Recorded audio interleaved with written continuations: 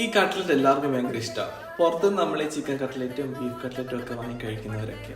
പക്ഷേ ഈ chicken cutlet വാങ്ങിച്ചു കഴിഞ്ഞാൽ അത് ചിക്കൻ്റെ ചാ പോലും കാണത്തില്ല. പിന്നെ ബീഫിൻ്റെ കാര്യം പറയേ വേണ്ടില്ല. പക്ഷെ ഞാൻ ഉണ്ടാക്കുന്ന കട്ട്ലറ്റ് കേട്ടോ ഒന്നിനും ഒരു ഗുണം വരുന്നില്ല. ചിക്കനും ബീഫൊക്കെ ഒരു പേർക്ക് കുത്തി നിറച്ചിട്ടൊക്കെ ഉണ്ടാക്കുന്നത്. ഞാനിത് ഭീകരമായിട്ടല്ലേ പറഞ്ഞത്. എന്ന് വെച്ചാൽ ഞാൻ ഇതെല്ലാം ലാവിഷായിട്ട് ചേർത്തുണ്ടാക്കും. അപ്പോൾ കഴിക്കാൻ ഭയങ്കര ടേസ്റ്റാണ്. പക്ഷേ ചിക്കൻ കട്ട്ലറ്റ് അല്ല ഉണ്ടാക്കുന്നത്, ബീഫ് കട്ട്ലറ്റ്. അപ്പോൾ വേഗം ഉണ്ടാക്കിയല്ലോ. കുറച്ച് ഇഞ്ചിയും വെളുത്തുള്ളിയും പച്ചമുളകും ഒരു വലിയൊരു സവാളയും കൂടെ കുനുകുന നിറഞ്ഞിട്ട് കുറച്ച് ഉപ്പ് ഇട്ട് വഴറ്റുക.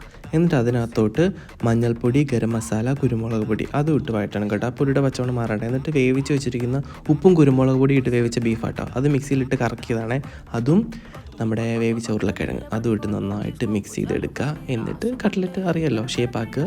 മുട്ടയിൽ മുക്കുക, ബ്രെഡ് ക്രംസിൽ മുക്കുക, പൊരിച്ചങ്ങോട്ട് എടുക്കുക. അപ്പോൾ ഇത്രയുള്ള പരിപാടി. കട്ട്ലറ്റ് ഇതാ റെഡി ആയിട്ടുണ്ട്.